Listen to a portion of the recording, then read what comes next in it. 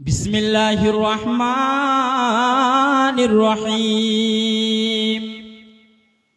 ইয়া আইয়ুহাল্লাযীনা আমানু কু আনফুসাকুম ওয়া আহলিকুম নারা।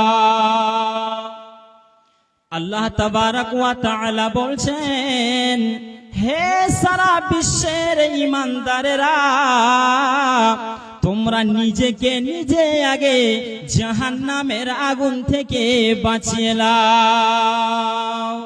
তারপরে আল্লাহ বলছেন, ওয়া আহলিকুম নারা, তোমার পরে তোমার আহাল পরিবারকে তুমি জাহান্নামের আগুন থেকে বাঁচিয়ে নাও।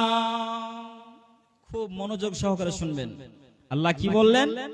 হে সারা বিশ্বের ঈমানদারেরা, তোমরা নিজেকে নিজে জাহান্নামের আগুন থেকে বাঁচাও। কেন?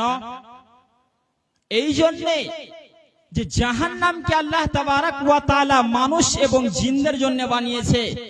তাহলে আজকে পৃথিবীতে যদি আমরা আমল করতে না পারি, তাহলে আমাদের থাকার জায়গা কোথায়? কথা বলেন। জাহান্নাম যেতে হবে। তাহলে এই দুনিয়াটা হচ্ছে আমলের জায়গা। এই দুনিয়াতে আমরা যদি ভালো কাজ করতে পারি, তাহলে আমাদের জন্য জান্নাত রয়েছে।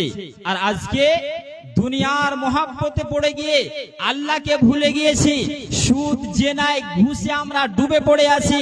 তাহলে আপনি নিজে বিবেক দিয়ে ভাবুন যে আপনার থাকার জায়গা কোথায় হবে? জাহান্নাম যেতে হবে। যাই হোক, সময় খুব কম। একটা হাদিস, আল্লাহ তাবারাক ওয়া তাআলা সে কঠিন কিয়ামতের দিন প্রত্যেকটা বান্দাকে 5খানা প্রশ্ন করবেন, প্রত্যেকটা বান্দাকে।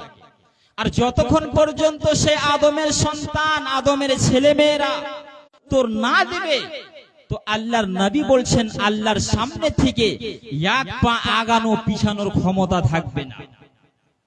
তাহলে আপনি মনোযোগ সহকারে হাদিসটি শুনুন। নবীজি বলছেন, লা তাজুলু কদামা ইবনা আদম ইয়াউমাল কিয়ামাতি মিন ইনদা রাব্বিহি হাত্তা ইসআলান খামসিন। আল্লাহর নবী বলছেন, কঠিন কিয়ামতের দিন প্রত্যেকটা মানুষকে, আদমের ছেলে মেয়েদেরকে, আদমের সন্তানদেরকে আল্লাহর সামনে থেকে এক পা আগাতে পিছাতে কেউ পারবে না। 5টি প্রশ্ন। আল্লাহ বলছেন, বান্দা যতক্ষণ পর্যন্ত সে 5খানা প্রশ্ন বুঝে না